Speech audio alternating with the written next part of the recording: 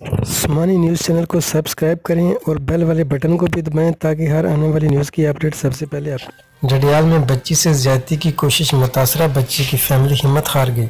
جڈیال ملت public science college جڈیال کا مالک عدنان آصف میر بے گناہ نہیں ہے، اس نے میری 13 سالہ بہن کے ساتھ زبردستی زیادتی کی کوشش کی۔ عدالتوں میں اپنی بہن کو لے کر نہیں جانا چاہتے ہمارے گھر۔ ملت پبلک سکول کا ڈائریکٹر آصف میر، پرنسپل رفاقت اور ڈی پی عارفین لوگوں نے ہمارے دادا کے پاؤں پکڑ کر اپنی غلطی تسلیم کرتے ہوئے معافی مانگی۔ افسوس ہے کہ کیس کو آگے صرف اس لیے نہیں چلا رہے کہ عدالتوں کے چکر نہیں لگا سکتے اور نہ ہی اپنی بہن کو عدالتوں میں کھڑا کر سکتے ہیں۔ ان خیالات کا اظہار ملت پبلک سکول واقعہ کی متاثرہ بچی کے بھائی نے صحافیوں سے گفتگو کرتے ہوئے کیا۔ انہوں نے کہا کہ ہماری خاطر نکلنے والے جڈیال کی عوام کا شکر گزار ہیں۔ آصف میر کئی لوگوں کے ہمراہ 3 دن مسلسل ہمارے گھروں کا چکر لگاتا رہا، ہم نے معاف نہیں کیا۔ بعد میں یہ سوچ کر ہمت ہار گئی کہ اپنی بہن کو عدالتوں کے چکر نہیں لگوا سکتے۔ آصف میر نے خود ہمارے گھر میں اپنے بیٹے کی غلطی کو تسلیم کیا اور کہا کہ میرے بیٹے نے مجھے کہیں کا نہیں چھوڑا۔